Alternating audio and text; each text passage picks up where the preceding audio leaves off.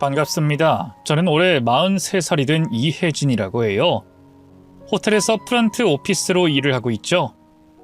여기서 프런트 오피스란 쉽게 말해서 호텔에 들어가서 처음 마주하는 사람이라고 생각하시면 됩니다. 제가 지금부터 이야기를 할 그때는 결혼 10년 차였고요. 눈에 넣어도 아프지 않은 딸이 하나 있는 이상적인 결혼에다가 안정적인 직장까지 있는 그런 상태였어요. 그땐 제가 오래전부터 바랐던 것은 다 이뤘다고 생각했습니다. 적어도 그때까진 말이죠. 사실 어린 시절부터 저희 부모님은 굉장히 사이가 좋지 않았거든요. 그래서 늘 생각했죠. 나는 절대로 저렇게 하지 않을 거야. 라고 말입니다. 일단 두 분은 늘 사소한 걸로 싸우곤 하셨어요. 예를 들어 엄마가 쓰레기를 버려달라고 한 걸 아빠가 까먹으면 시작되는 거죠.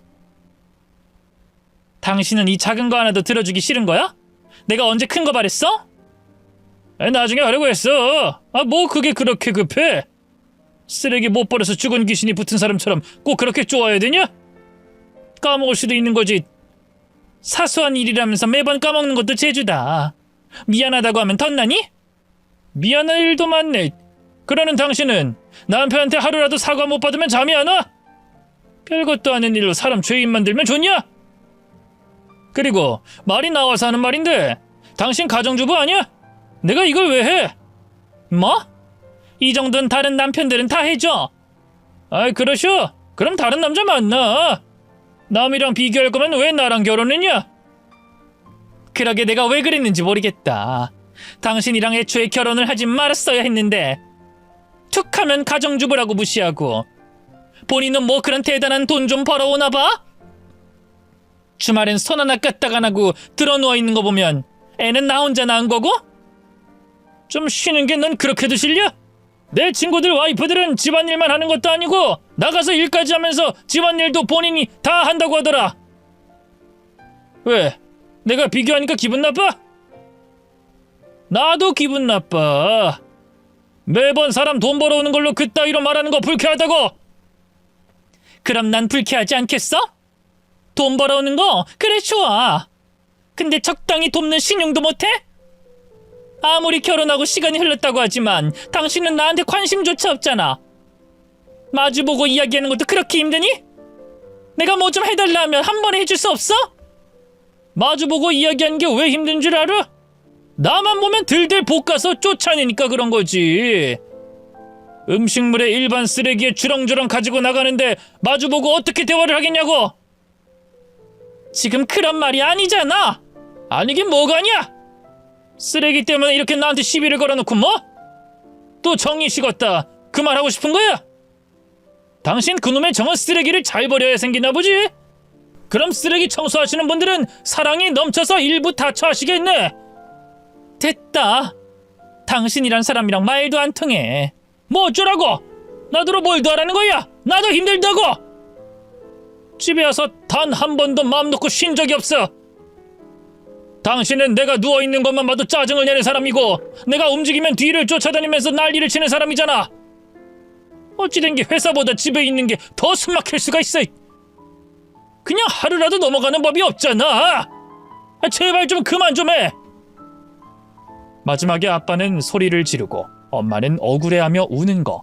저희 집은 대부분 이랬죠. 여기서 쓰레기가 양말이나 수건, 못질 정도로 바뀌는 정도가 다였고요. 제가 판단했을 때 저는 엄마에게 좀 더 문제가 있다고 생각했습니다. 보통 딸은 엄마 편이긴 한데 저희 엄마는 잔소리가 좀 심했죠. 그리고 집안일을 돕는 것과 애정, 관심을 같은 선상에 놓는 것도 잘못이라고 생각했습니다. 뿐만 아니라 엄마는 가정주부였습니다. 본인이 원래 해야 할 일을 남편이 돕는다는 생각을 해야 되는데 본인 일에 불만이 너무 많았죠.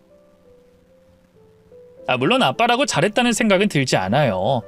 매번 미루는 습관, 작은 일에도 애정을 갈구하게 만드는 무관심은 분명 잘못이라고 생각합니다. 또 엄마가 속상해서 하는 말에 괜히 긁혀서 더 크게 만들어서 넘기는 것도 문제가 있었죠. 이 세상 모든 일을 자신이 하는 듯 말하는 것도, 은연중에 가정주부를 무시하는 것도 아빠 잘못이긴 했습니다. 저는 그런 엄마 아빠를 보면서 어릴 때는 무서웠다가 머리가 크니 저렇게 살면 안 되겠다는 깨달음을 얻었어요. 때문에 저는 제 결혼 생활에 있어서 부모님이 앞서 했던 모든 것들을 하지 않았습니다. 그러다 보니 제가 좀 더 힘들긴 했지만 그래도 나름 완벽하다고 할 수 있는 생활이었다고 봐요. 일단 저는 잔소리를 전혀 하지 않았습니다. 그리고 최대한 자유롭게 풀어줬죠.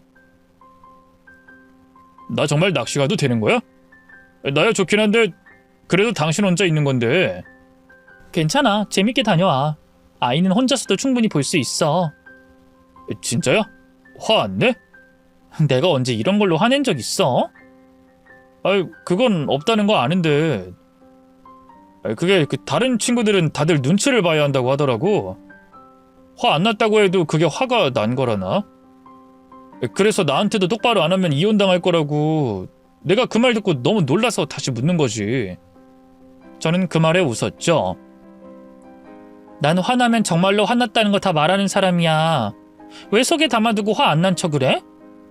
상대가 알아주길 바라는 거 그게 잘못된 거라고 생각해.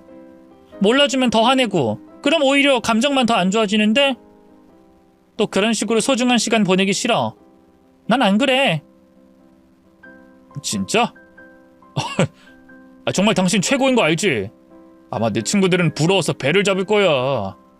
입 바른 소리 됐어. 얼른 챙겨서 다녀와. 중간에 연락도 할까? 뭐 물고기 사진이라도 보내? 그건 연애할 때 그렇게 하는 거지. 당신 믿으니까 그냥 다녀와. 연락 괜히 안 해도 돼. 잠깐씩 떨어져 있는 것도 좋은 일이야. 머리도 좀 식히고 해야지. 정말이야? 나 좀 감동이야. 어디서 이런 여자를 또 만나겠어. 내가 결혼은 진짜 잘했어. 고마워. 진짜로 고마워. 당신이랑 사는 게 어떻게 우리 부모님이랑 사는 것보다 더 편한 것 같네. 내가 후딱 다녀올게. 진짜 고마워. 저는 남편의 칭찬, 그리고 남편 친구들이 제게 엄지를 지켜 세우는 것으로 자존감이 높아졌습니다. 적어도 당시에는 이런 저 스스로가 너무 좋았죠. 소파에서 과자 부스러기를 뚝뚝 흘려도, 침대 위에 더러운 옷을 올려둬도, 뒤집힌 양말이 거실 안쪽에서 발견되어도 저는 괜찮았습니다. 물론 순간순간 화가 나는 상황도 있긴 했죠. 남편이 380만 원이나 하는 낚싯대를 구매했을 때도, 아이와 놀아준다더니 친구들이랑 술 먹고 연락이 안 되던 때는 더더욱 그랬고요. 하지만 딱 한 고비만 넘으면 이해를 할 수 있었던 겁니다. 그래도 덕분에 남편은 제게 굉장히 잘하긴 했었어요. 제게 미안해서라도 뭐든 거들려고 노력했기 때문이죠. 오로지 제가 주는 편의에 대한 보답이었겠지만 어쨌든 단 한 번도 싸운 적이 없었습니다. 적어도 제가 결혼 10주년 선물로 컴퓨터를 사주기 전까진 말이죠. 진짜 이걸 내가 가져도 되는 거야? 와, 이건 당장 사진으로 남겨야 해. 됐어, 무슨 사진.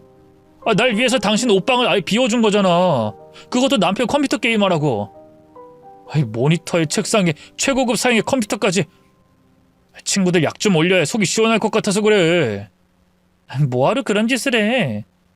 이 새끼들이 안 믿잖아. 뭐 어디서 소설을 쓰냐. 그런 와이프는 세상에 없다.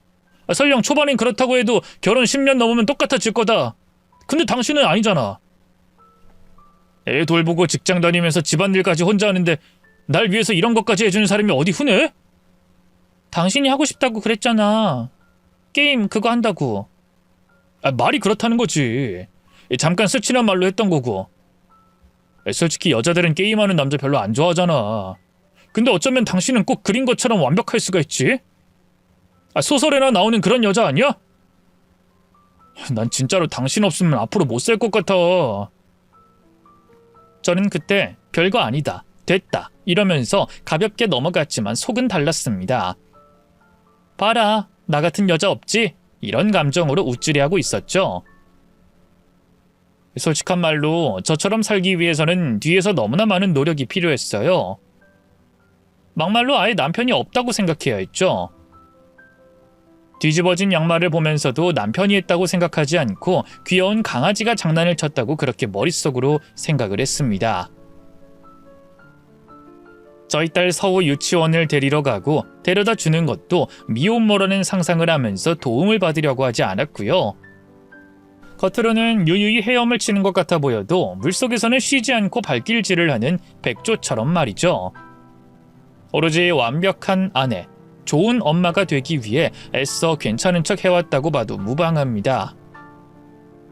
위선이라고 해도 할 말은 없어요. 그게 설령 거짓이라고 해도 저는 좋은 사람이 되고 싶었습니다. 제가 겪었던 걸 저희 딸이 겪게 하고 싶지 않았고요. 아빠에게 그랬던 것처럼 제 뒤를 졸졸 쫓아다니며 잔소리를 했던 저희 엄마처럼 살기 싫었죠. 하지만 그렇게까지 노력을 했는데도 위기는 찾아오더군요. 바로 그 컴퓨터 게임이 문제였던 겁니다. 초반에는 좀 하다가 말 줄 알았어요. 실제로도 초반엔 1시간 정도 하는 게 전부였죠. 그런데 그게 한 달이 넘어가니 어떨 때는 잠도 제대로 자지 않고 게임만 하기 시작했습니다. 하루는 참다가 결국 말을 했죠. 당신 지금 며칠째 잠도 제대로 안 잔 거 알아? 꼴이 그게 뭐야? 이게 팀으로 움직이다 보니까 다들 직장을 다니는 것도 아니고 내가 시간을 맞추다 보니 그렇게 됐어. 앞으로는 좀 주의할게. 하지만 말만 그렇게 했을 뿐이지 남편은 또다시 밤새 게임을 했죠. 저는 참았어요. 한 번 말하면 이야기지만 2번 하면 잔소리가 될 테니까 말입니다. 참 바보 같은 짓이었죠. 그 뒤에 남편은 게임에서 친해진 사람들과 모임을 가지기 시작했고 전 그걸 또 자유롭게 풀어줬던 게 화근이 됐거든요. 결국 남편은 그곳에서 만난 여자와 바람을 피웠죠. 제가 남편에게 줬던 믿음과 신뢰가 이혼 서류로 돌아온 거였습니다. 도대체 이게 무슨 짓이야? 이혼? 갑자기 이혼이라니? 전 솔직히 전혀 예상하지 못해서 만우절인가 했었어요. 근데 남편의 표정은 좋지 않았죠. 사랑하는 사람이 생겼어. 당신한테도 서우한테도 못할 짓인 거 알아. 근데 이 사람 마음이란 게 그렇잖아. 내 나이가 이제 40대 중반이야. 앞으로 살아갈 날이 더 많지. 지금 그걸 말이라고 해? 살아갈 날? 지금 당신은 당신이 무슨 말을 하는지 알고 하는 거야? 우리 가정이야. 우리가 어렵게 10년이나 시킨 가정이라고. 나도 알아. 그래서 나도 고민 많이 했어. 하지만 그 사람과 난... 그 사람? 그 사람이 누군데? 게임에서 만났어. 수연이라고. 그 사람 진짜 날 사랑해. 난 그 사람을 지켜주고 싶고. 그 사람은 당신이랑은 달라. 내가 뭐? 나랑 뭐가 다른데? 당신은 뭐든 혼자서 잘하잖아. 근데 그 사람은 내가 없으면 안 된다고 하는 사람이야. 그 사람을 지켜주고 싶어. 나도 어쩔 수 없어. 이왕 사는 거 제대로 행복하게 사는 게 좋잖아. 진짜 당신 미쳤구나. 미쳐도 단단히 미쳤어. 당신은 이해해 줄 거라 생각했어. 그래서 우리 끝이 꼭 나쁘지 않을 거라고. 뭐? 이혼의 끝이 좋을 수도 있니? 내가 얼마나 노력했는데. 당신이 헛짓거리하고 다니는 줄도 모르고 매일 일하고 들어와서는 집안일하고 당신 편안하게 해주려고 잔소리 한 번을 안 하고 그렇게 살았는데 내가 너한테 이렇게까지 노력한 대가가 이거니? 그랬다면 미안해. 정말로 입이 10개라도 할 말이 없다는 거 알아.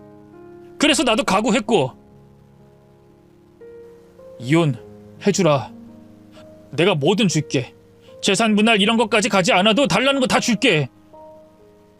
TV에서 나오는 막장 드라마를 봤을 때 보통은 재산 한 푼이라도 안 주려고 발악하는 경우가 많더군요. 근데 있는 걸 다 주고라도 그 여자한테 간다는 말은 더 끔찍했습니다. 꼭 저한테 먹고 떨어지라는 것 같기도 했고 돈보다 그 여자가 좋다는 걸 증명하는 것처럼 들렸죠. 그래서 저는 아예 이혼을 해주지 않겠다고 버티기 시작했습니다. 남편에 대한 집착? 결혼 생활을 유지하고 싶다는 미련? 이런 게 아니었어요. 그냥 괘씸해서 심술을 부린 거였죠. 그땐 정말 많이 힘들었는데 그런 저를 위로해준 것은 친구 현진이었습니다. 현진이는 어릴 때부터 알던 친구는 아니었고 남편 친구의 와이프였죠. 한때 캠핑에 빠져서 부부 동반으로 함께 갔을 때가 많았는데 그때 저와 동갑이라는 것 때문에 친해졌거든요. 그냥 이혼해. 혜진이 네가 뭐가 아쉬워서? 동훈 씨 그렇게 안 봤는데 미친놈이 따로 없네. 이혼하면 그것들 좋은 일만 시키는 거잖아. 그래서 그래. 야, 그래도 그건 아니야. 너 알지? 우리 집 딸 부자라 위에 언니만 넷이야 넷. 그리고 내가 막내고. 나만은 꼭 남자였으면 좋겠다고 이름도 이따위로 지어놨잖아. 어쨌든 그래서 이혼만큼은 나보다 잘하는 사람 없어. 우리 큰언니도 형부 바람 피울 때까지 끝까지 버텼어. 근데 더 상처받고 이혼했잖아. 그리고 셋째 언니는 돌아올 거라고 견뎠는데 결국 2년 뒤 이혼. 즉 버틴다고 능사가 아니라는 거지. 오히려 본처가 버티면 무슨 자기들이 로미오와 줄리엣이라고 생각하고 더 붙어버린다니까? 바퀴벌레 같은 것들이. 그래? 그럼 날 자기들 앞길 막는 장애물쯤으로 여기나? 바로 그거야. 영화를 찍고 자빠졌지. 진짜 로미오와 줄리엣처럼 콱 약을 먹던가. 아주 끝까지 살아서 기어다니는 것들이 불륜남녀야. 너라면 어떻게 했을 건데? 현진이 너라면. 나? 나라면 다리를 분질러 버렸을 거야. 에이, 장난치지 말고. 절대로 장난 아니야. 혜진이 너도 알겠지만 내 남편이 소심하고 유약하잖아? 내가 워낙 잡고 살아서 그런 거 알아. 근데도 바람을 피웠다면 그건 답이 절대로 안 나오는 상황이거든? 차라리 나 바람둥이야 라고 쓰인 인간이면 어떻게 비벼볼 수 있겠지만 말이지. 또 동훈 씨도 마찬가지야. 가정적인 사람은 아니었지만 팔불출이었잖아. 매번 네 자랑만 그렇게 하고. 그야 그렇지. 그런 인간들이 바람 피우면 더 무섭거든. 그리고 동훈 씨는 좀 겪어봐야 해. 다른 여자랑 아예 살아봐야 후회를 하는 타입이라고. 자기가 이제까지 너 때문에 얼마나 편하게 살았는지 모르는 거지. 등 따시고 배가 부르니 딴 생각이 나는 거라고. 확 반쯤 죽여버려. 말이야 쉽지. 난 진짜로 팰 거야. 아주 산산조각 내버릴 거야. 내가 가서 패줄까? 됐어. 난 필요 없어.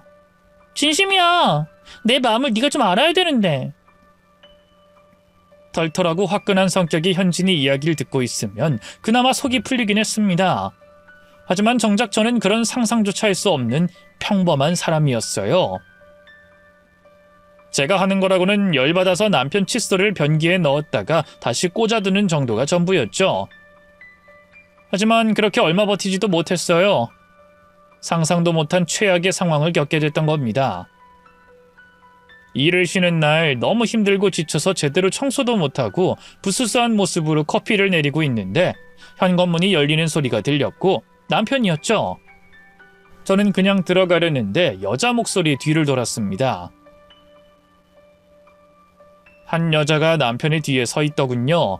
웃긴 건 남편은 그대로 현관 밖으로 나갔다는 겁니다. 누구세요?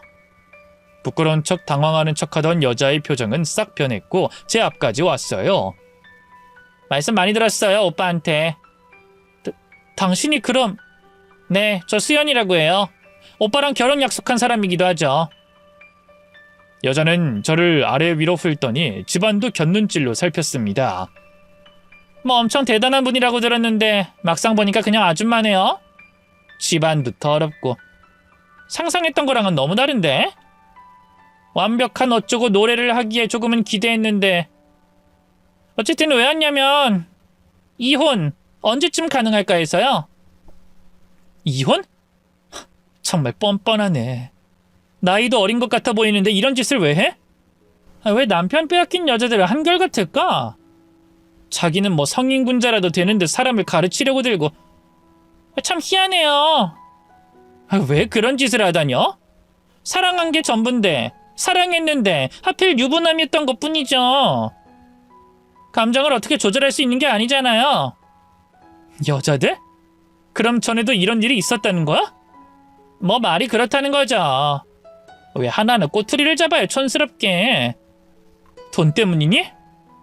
수연이란 여자는 웃음을 터뜨렸죠. 돈 때문이면 그쪽한테 전 재산 다 주고 나한테 온다는 걸 말렸겠죠. 뭐 눈에 뭐만 보인다고. 아줌마는 돈이 전부인가 봐요. 근데 전화 오빠는 그게 아니거든요. 돈 한 푼 없이 나한테 오라고 하니까 오히려 감동하던데요? 말했잖아요. 우린 진심이라고. 뭐? 이게 정말... 저는 주먹을 꽉 쥐고 부들부들 떨었습니다. 한 대 때리고 싶은 충동이 일었지만 차마 그럴 수 없었죠. 누군가를 때린 적이 전 단 한 번도 없었거든요. 괜히 애 핑계 복수 핑계 대면서 이렇게 질질 시간 안 끌었으면 좋겠어요. 사람 마음이 떠났다고 하는데 촌스럽게 이게 무슨 짓인지. 바람 인정했고 이혼 요구하면서 재산도 다 준다고 했고 뭘 더 어떻게 하라는 건지 이해가 되질 않아요. 구질구질하게 매달리던가 아니면 화라도 내던가. 이런 경우는 또 처음이네요. 아무렇지 않은 척 그냥 살 생각인가? 말하는 거 보니 당신 이런 게 처음이 아니구나. 여자는 이를 드러내고 웃었습니다. 그리고는 좀 작게 말했죠. 그럼 어쩔 건데? 뭐 내가 만난 남자들 줄 세워놓을 생각? 한국 사람들은 이런 게 도통 이해가 안 된다니까? 결혼이란 제도로 서로 묶어놓고 늘 영원할 거라고 착각을 하지. 근데 사실 인간 본능이라는 게 그게 불가능하거든. 난 내가 마음 가는 대로 살아. 너 진짜 더러운 애구나. 꼭 그런 식으로 말하는 여자들이 있지. 더럽다, 천박하다. 그럼 이걸 돌려서 말해줄까? 그 더럽고 천박한 여자한테 남편이라 빼앗긴 여자는 뭐야? 순해? 깨끗해? 한 남자한테 매달려 살면 깨끗한 거고 이 사람 저 사람 마음 가는 사람한테 최선을 다하는 건 더럽고? 모순적인 말 아닌가? 그냥 빼앗긴 게 너무 분하고 억울한데 본인들이 가진 것도 없어서 상대를 깎아내리려는 목적이지. 예쁘고 어리다는 건 쏙 빼고 말이야. 야! 누가 너한테 어리다고 그랬어? 딱 봐도 30은 넘어 보이는데. 맞아. 근데 당신은 더 많지 아마? 나 오빠랑 나이 차이가 10살이야. 근데 그쪽은 3살, 4살? 잘 모르겠지만 나보단 훨씬 늙은 건 맞잖아. 그리고 이거 하나 말해줄까? 오빠가 그러는데 당신 같은 여자랑 사는 게 재미없고 심심하다고 하더라. 뭐? 거짓말하지 마. 이간질할 생각도 말고. 아닌데? 난 진짜만 말하는데? 뭐라고 했더라? 아, 긴장도 좀 하고 불같이 싸워보고 싶기도 하고 또 꽉 잡혀 사는 것도 해보고 싶었다고. 근데 그쪽은 꼭 기계 같다고 했어. 사람이 아니라 입력한 거 그대로 내뱉는 NPC 같다고. 게임에서 게임 안내하는 그런 역할. 그 여자가 분명 그런 말을 짓거렸는데 그 뒤는 아무 기억도 나지 않았습니다. 깨어나 보니 병원이었고 남편이 제 곁에 있었죠. 제가 쓰러졌다고 하더군요. 정신이 좀 들자 저는 일어나서 남편에게 이혼하자고 말했습니다. 애써서 제 건강을 염려하는 척, 걱정하는 척 했지만 얼마 뒤에 전화기를 들고 뛰어나가는 꼴을 보니 기쁜 소식을 알리러 가는 어린아이처럼 보였어요. 실제로 남편은 제게 전 재산을 줬습니다. 자동차와 약간의 현금만 빼고 대출이 거의 끝나가는 집, 그리고 양육비 전부를 한꺼번에 준다고 생각하라면서 현금까지 꽤 많이 받았죠. 현진이는 그게 결국 이긴 거라고 했지만 속은 후련하지 않았어요. 난 결국 돈 때문에 이혼 안 하려고 했던 사람처럼 보였을 거야. 반면 그 여잔 돈 없어도 사랑이 전부인 그런 여자가 되는 거고. 야, 남한테 보여지는 걸 왜 그렇게 중요하게 생각해? 그냥 네가 이긴 거야. 넌 싸웠고 대가를 받은 거라고 생각한다고. 그리고 이 억울한 사실은 내가 알고 또 내 남편도 알아. 그래서 동창회에서도 동훈 씨 완전 쓰레기 취급한다고 하잖아. 현진이 너희 남편이 그래? 오중 모임을 다 같이 다녔니? 내 남편이 소문 쫙 퍼뜨렸잖아. 더구나 너야 너. 다른 남자들이 최고의 와이프라고 칭찬하던 널 버린 거니 소문이 얼마나 빨리 퍼졌겠어? 다들 손절하고 난리도 아니래. 내 남편도 엄청 열받아 하면서 안 보겠다고 그러더라. 최고의 복수 아니야? 그렇게 사람 좋아하는 인간관계 박살냈으니. 그럼 뭐해. 그 상간녀한테 제대로 말도 못했는데. 어찌나 청산유수인지. 하긴 나도 말싸움은 좀 약해. 여자들은 타고난다고 하던데 그게 잘 안 되더라고. 난 앞으로 어떻게 살지? 뭘 어떻게 살아. 그냥 잘 살면 되는 거지. 서우 키우면서 이전이랑 다를 것도 없어. 솔직히 너 그간 좀 힘들게 살았어. 애를 둘 키우는 거랑 다를 게 없었는데 편하게 좀 살아. 너 편하게 살아도 결혼 유지하는 것보다 훨씬 더 잘 살 거야. 힘 좀 빼. 초반에는 진짜 막막했습니다. 딸에게 이혼 소식을 알리고 더는 아빠를 만나지 못한다는 걸 이해시켜야 했고 주변 사람들에게 이혼 소식을 알릴 때마다 힘들었죠. 마치 금방 난 상처에 소금물이 닿은 느낌으로 또 말하고 또 말하는 그런 일들이 반복되더군요. 어찌나 남이 왜 이혼을 했는지 알고 싶은 사람이 많은지 모르긴 몰라도 30번은 말을 한 것 같았죠. 그래도 사람은 적응의 동물이었습니다. 일단 딸은 남편과 많은 시간을 보내지 않아서 그렇게 충격을 받진 않았어요. 저는 딸이 그런 생각을 하는지조차 몰랐죠. 아빠는 너무 시끄러웠다. 게임하면서 매번 소리만 지르고. 그랬어? 서우가 그런 생각하는지 몰랐어. 애기처럼 과자 흘리고 치우지도 않고 나랑 안 놀아줬어. 그럼 엄마 아빠가 이혼한 거 우리 서우는 어떻게 생각해? 이혼? 내 친구들도 엄마 아빠가 같이 안 사는 애들 많아. 난 괜찮아. 그 뒤로는 정신이 없었어요. 남편의 흔적을 지우기 위해서 아파트도 팔고 아예 다른 곳으로 이사를 했거든요.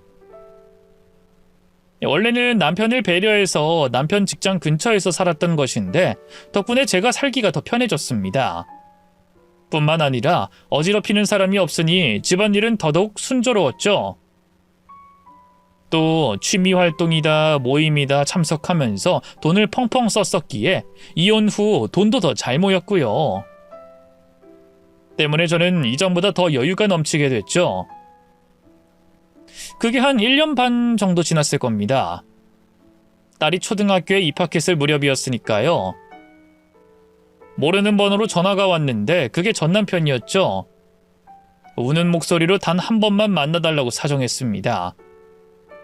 솔직히 그 넙대대한 얼굴을 다시는 보고 싶지 않았지만 궁금해서 그 자리에 나갔어요. 남편은 절 보자마자 제 손을 덥석 잡았죠. 여보! 저는 그 손을 빼고는 차갑게 말했습니다. 본론만 해, 본론만. 그리고 나 그쪽 여보 아니고 전처야.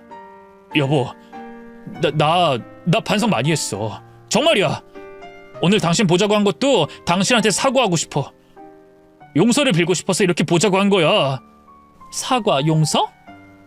아니, 당사자인 난 받아줄 생각이 없는데 무슨 말 하는 거야? 당신 나 사랑했잖아. 그래서 이혼도 안 하려고 한 거 아니야? 기절까지 했었잖아. 나한테 미련이 있었으니까 가정 유지하려고 날 참아주고 이혼 안 하려고 했던 거 다 알아. 서우한테 멀쩡한 가정을 가지게 하고 싶었던 당신 꿈 아직도 끝이라고 할 순 없고. 전 어이가 없어서 웃었죠. 이제 와서 뭘 하자는 건데? 내가 그 여자한테 속았어. 나랑 평생 살 거라고 하더니 나랑 못 살겠다고 헤어지자고 했다니까? 헤어지면 결혼 바로 한다고 하더니 알고 보니 원래 그런 여자였더라고. 뭐? 같이 사니까 알게 된 건데 나 말고 그 전에도 유부남을 만난 것 같더라고. 그래서 이혼하면 버리고 또 이혼하면 버리는 식으로. 근데 자기는 아니래. 그냥 살아보고 아닌 것 같아서 못 만난 거라고. 그게 말이나 된다고 생각해? 작정하고 우리 가정을 파괴한 거라고. 그게 나랑 무슨 상관인데? 왜 상관이 없어? 내가 우리 딸 서우 아빠인데. 양육권도 포기하고 재산까지 포기하면서 선택해놓고 그 여자가 버리니까 이제 와서 서우 아빠고 난 여보니? 진짜 미안한데, 아니 미안할 것도 없지만 서우는 아빠가 없는 게 좋다고 했어. 너무 시끄럽대. 그리고 더럽고. 근데 나도 당신 없어서 오히려 잘 살고 있어. 여보, 내가 잘한다니까? 진짜야. 당신도 알잖아. 나 동창회에서도 완전히 매장당한 거. 그리고 내가 당신이랑 살다가 다른 여자랑 살아보니 알겠어. 당신 같은 여자가 없다는 거. 이전에도 알았지만 마음이 시키는 거 하고 싶다고 그걸 깨버린 건 당신이야. 그리고 그 여자가 당신이랑 헤어지는 건 당연한 거 아니니?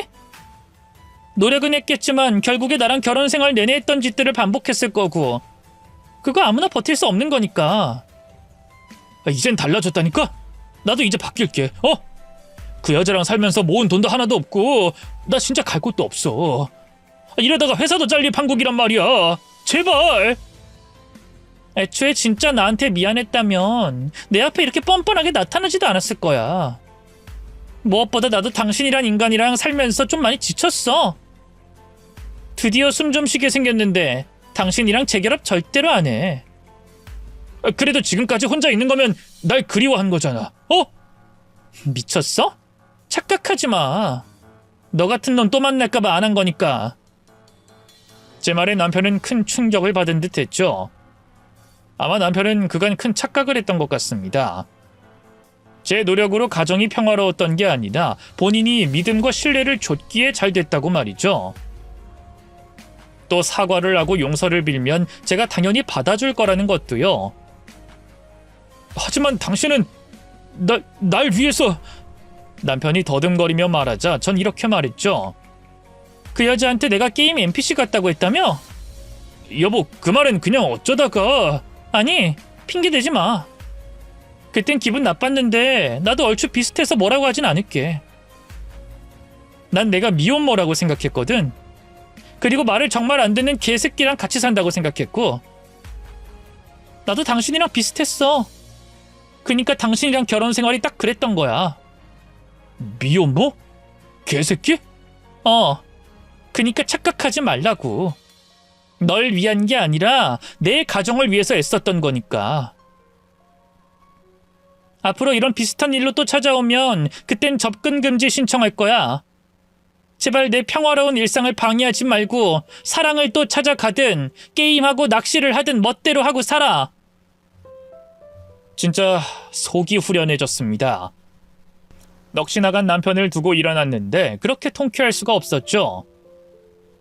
무엇보다 일부러 상처 주려고 했던 말이 아니라 진심으로 이혼 후 느꼈던 것들을 말했기 때문에 기분이 더 좋았어요. 솔직히 살아보니 그때로 돌아가고 싶은 마음이 없었던 게 사실이었습니다. 손톱만큼의 미련도 없었죠. 오히려 더 빨리 할 걸 후회할 정도였죠. 남편이 찾아왔다는 것과 상황 모두를 현진이에게 말했어요. 그땐 현진이 남편도 함께였죠. 현진이는 신이 나서 제게 말했습니다. 야, 진짜 잘했어. 근데 뺨이라도 한 대 쳐주지 그랬니? 뻔뻔하게. 내가 있었으면 진짜 제대로 밟아줬을 텐데. 그런 인간은 말로 해도 안 들어먹어. 에이, 그런다고 사람을 어떻게 때려. 난 절대로 못해. 그런가? 나도 막상 그 상황 되면 그러려나? 현진이는 웃더니 자기 남편을 꾹 찔렀죠. 당신 혹시나 동훈 씨 만나고 다니는 거 아니지?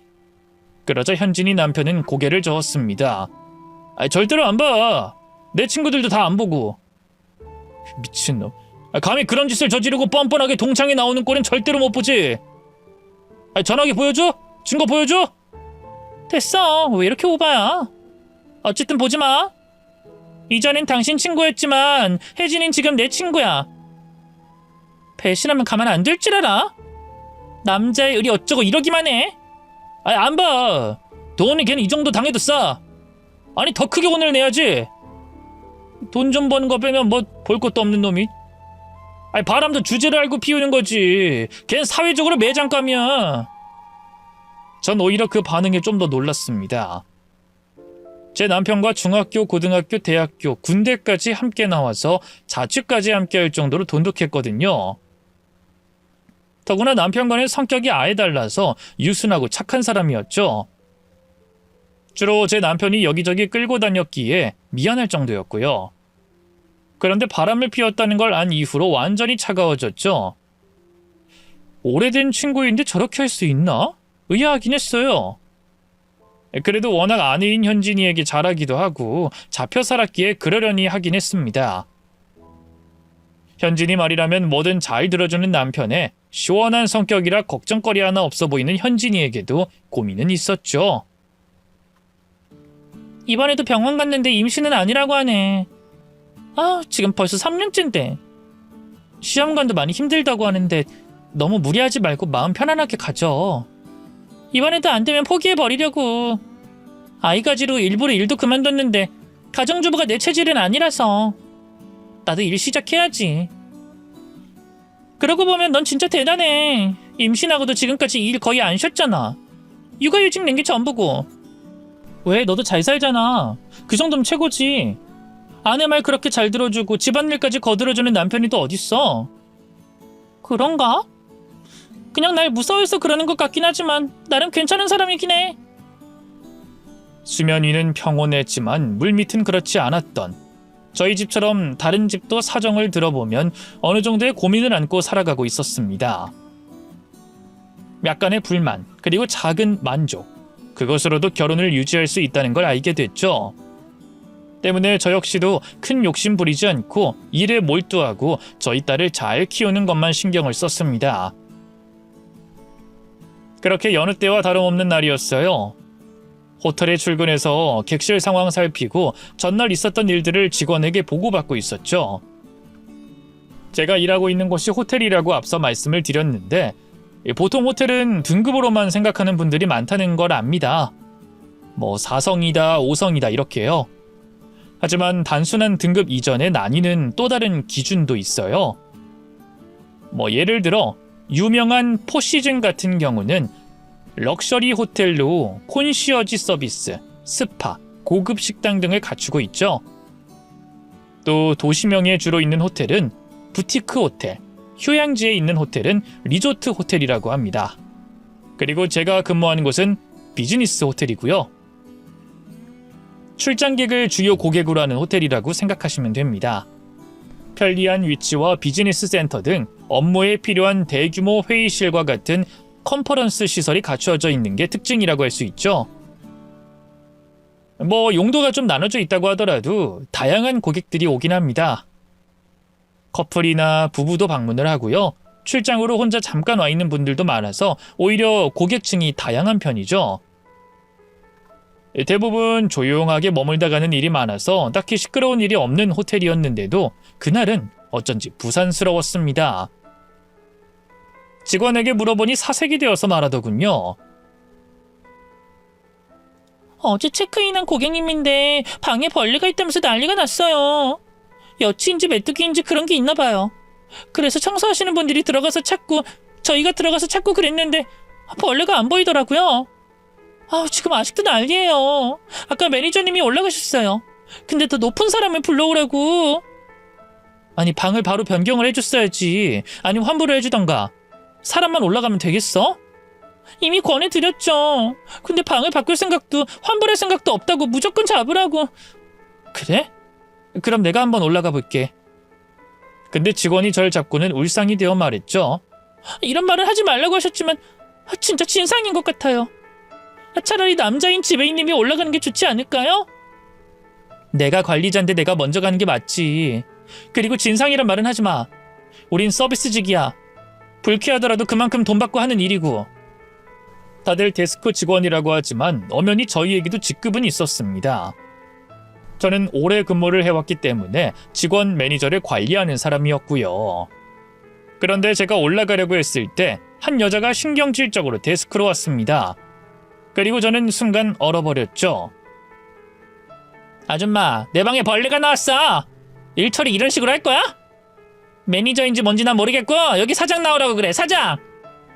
전 그 여자와 눈을 마주치고 말도 제대로 못했어요. 근데 그 사람은 절 알아보지도 못하는 듯 했습니다. 혹시나 닮은 사람일까 싶어서 이름을 확인했는데 수연, 남편의 상간녀가 맞았죠. 헌데 제가 우물쭈물하는 걸로 보였는지 그 여잔 다시 소리를 질렀습니다. 나 돈 내고 들어온 고객이야. 아줌마 말 못해? 지금 이따위로 대응하는 거야? 저는 숨을 크게 들이쉬고 미소를 지어 보였죠. 방을 변경해 드리겠습니다.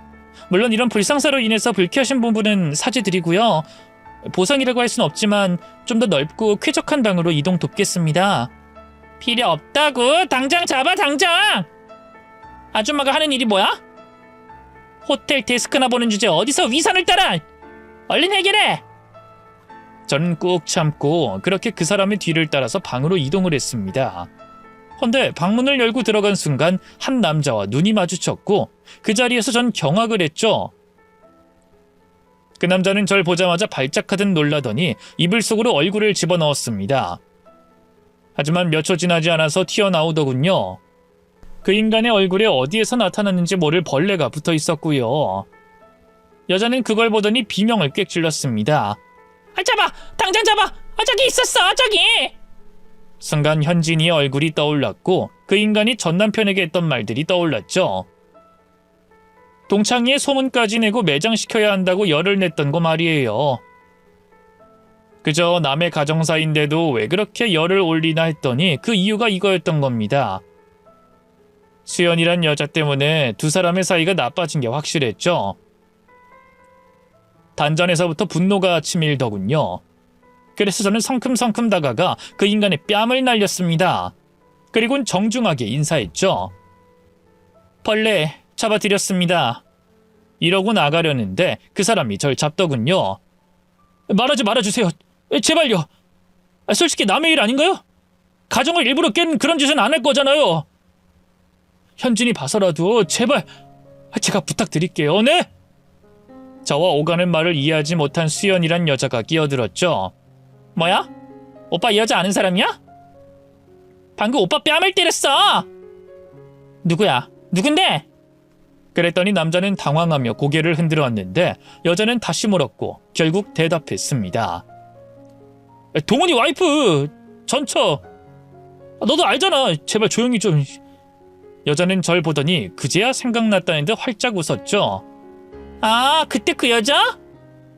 와, 이렇게 차려입으니까 몰랐네. 여기서 일해? 호텔 문지기? 이런 거? 대박. 어쩜 이렇게 또다시 만날 수가 있지?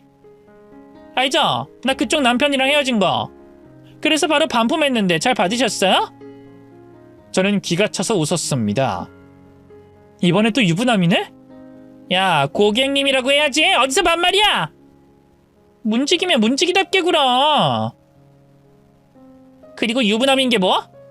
너희 같은 아줌마들이 다 검증하고 잘 다듬어 놓으니 내가 고생을 덜해서 선택한 건데. 근데 네 남편은 그렇지가 않더라. 무슨 야생에 풀어놓은 짐승 새끼도 아니고 더럽고 불결하기 짝이 없던데? 남편 교육을 똑바로 시키지 그랬어. 돈만 잘 벌지 매번 해달라 이거 달라. 그래서 버렸어. 그리고 이 사람 만난 거고. 이 사람이랑 나 결혼할 거야. 남자가 그만하라면서 말렸지만 여자는 그럴수록 더 기가 살아 말했죠. 이러고 싶으면 일러. 난 너 같은 아줌마들이 한꺼번에 와도 다 이길 수 있거든? 내가 어릴 때부터 말은 겁나 잘했어. 너희들 하는 이야기가 다 그렇잖아. 왜 하필 내 남편이죠? 이거 아니면 도대체 원하는 게 뭐예요? 이거 둘 중 하나 아니야? 일을 하고 당장! 전 그 말을 듣고 정중하게 고개를 숙인 뒤 말했습니다. 고객님, 요구사항 최대한 반영해 보겠습니다. 그럼 즐거운 시간 되세요. 문을 닫고 나가자 밖으로 싸우는 소리가 들리더군요. 아마도 현진이 남편은 여길 나가자고 하는 것 같은데 여자는 절대로 안 된다고 하는 것 같았습니다. 그래서 저 역시도 그 요구사항을 분명하게 전달하기 위해 전화기를 들었죠. 현진이에게 상처를 주게 되는 게 두렵긴 했지만 이걸 모르는 척하는 건 역시도 똑같은 상처가 될 거라는 걸 알고 있었어요. 그리고 수연이 그 여자라면 제가 굳이 전달하지 않아도 현진이를 만나서 다 떠벌릴 인간이었습니다. 저 역시 그렇게 당했으니까요. 저는 현진이에게 연락을 해서 모든 상황을 이야기했습니다. 10분? 15분 만에 도착한 현진이는 방 번호를 알려달라고 했습니다. 저는 징계를 각오하고 사표까지 쓸 생각으로 그걸 알렸고요. 그리고 함께 방으로 갔는데 대범하게도 수연이란 여자는 문을 열어주고 들어오라고 했습니다. 현진이는 그 여자 반응에 헛웃음을 흘렸죠. 아, 이게 혜진이한테 들었던 그거구나. 실제로 이렇게 보니까 진짜 허파가 뒤집어지는 일이었네. 너가 수연인가 뭔가 하는 유부남 킬러야? 수연이는 씩 웃었고 현진이 남편만 사색이 되어 무릎을 꿇었습니다. 여보, 난 정말로 실수했어. 실수? 무슨 실수? 실수는 바지에 똥 지르는 게 실수고. 넌 여기 들어오고 이 여자랑 할 짓 못할 짓 다 해놓고 실수야? 왜? 툭 치니까 죽었다고 하지 그래? 하지만 그걸 들은 상간녀가 아니었죠. 실수는 무슨. 자기 아내가 군대 선임보다 더 무섭다고 했어요. 꼭 제대 안 하는 말년병장 같다고. 집이 아니라 군대에서 사는 것 같다고 했거든요. 그래서 저랑 있으면 제대로 숨을 쉬는 것 같다고 결혼하고 싶다는 청혼까지 들었는데? 아줌만 그거 몰랐죠? 그래서 더 말해봐. 뭘 더 말해요? 우린 서로 사랑하고 오빠는 날 선택했다는 거죠. 우리 반지도 나눠꼈어요. 동훈 씨 만날 땐 몰랐는데 이 오빠는 진짜 너무 다정하고 스윗해요. 너 말 잘한다는 이야긴 들었는데 진짜 잘하네. 내가 이길 수가 없겠다. 그런데 현진이가 그 말과 동시에 돌아보며 제게 다정한 목소리로 이어 말했죠. 혜진아, 여기서 문 딱 막고 있어. 그 정도는 해줄 수 있지? 문을 왜? 일단 문은 못 나가게 앞에 막고 있어. 내가 큰 피해는 안 줄 거야. 야, 너 뭐 하려고? 내가 말했잖아. 난 다리를 분질러 버릴 거라고. 그게 그냥 하는 말 같았어? 나 다 진심이었는데. 내가 말싸움을 못해서 그래. 복수는 해야 될 거 아니야. 잠깐만 기다려. 사람이 날아가는 걸 본 적이 있나요? 참고로 저는 영화에서만 봤습니다. 발로 차서 벽에 부딪혀서 떨어지는 건 다들 오버액션을 해서 그렇게 되는 거라고 생각했죠. 근데 현진이는 뛰어가서 자기 남편을 정말 벽에 쳐박아 버렸습니다. 뿐만 아니라 머리카락을 손으로 잡고 테이블에 찍어버리기까지 했죠. 거기에 더해 단순히 뺨을 때리는 것도 아니고 고개를 못 돌리게 잡아서 한쪽만 미친 듯이 때렸고요. 그 방에 짝짝짝짝 하는 소리만 퍼지는데 소름이 끼칠 정도였죠. 이건 나중에 알게 된 사실인데 현진은 고등학교까지 유도부 출신이었다고 합니다. 상습 어깨 탈골로 어쩔 수 없이 그만뒀지만 실력은 최고였다고 하더군요. 안 그래도 유약한 현진이 남편이 의식을 잃자 수연이란 여자는 비명을 꽥 지르기 시작했습니다. 그리고 도망치려고 절 향해 기어왔죠. 그때까지는 한 대도 맞지 않았는데 너무 놀라서 다리에 힘이 풀린 것 같았습니다. 어떻게 저 여자 좀 말려봐요. 근데 성큼성큼 현진이가 다가왔고 저도 놀라서 비명을 지르는 동시에 수연이의 머리가 뒤로 당겨졌죠. 현진이는 눈 하나 깜빡하지 않고 여자의 머리를 눌렀습니다. 마치 제게 절을 하는 자세처럼 그렇게 말입니다. 수연이는 꾀꾀거렸지만 현진이는 말했죠. 빌어. 일단 혜진이한테 빌어. 이거 나야. 이거 고소할 거야. 폭행이야? 당신 감옥 갈래? 왜? 내가 때리니까 땡 잡았다 생각해? 보통은 다 그렇더라. 폭행을 하면 다들 왜 합의를 할 거라고 생각하지? 근데 말이야, 난 합의 의사가 전혀 없거든. 그냥 너 작살내고 감옥 다녀오려고. 어차피 나 애도 없고 직장도 없어. 잃을 게 없는 인간이라 좀 아플 거야. 미쳤어? 이거 놔. 경찰 불러! 네가 가정 못 지킨 거잖아. 맞아. 그래, 나 가정 잘 못 지켰어.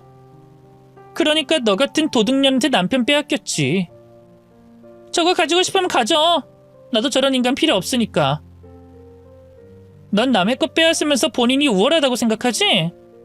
근데 못 빼앗는 걸 내가 가져야 이기는 거야. 너 같은 여자가 엉덩이 흔든다고 좋다는 인간들은 그냥 원래 쓰레기야.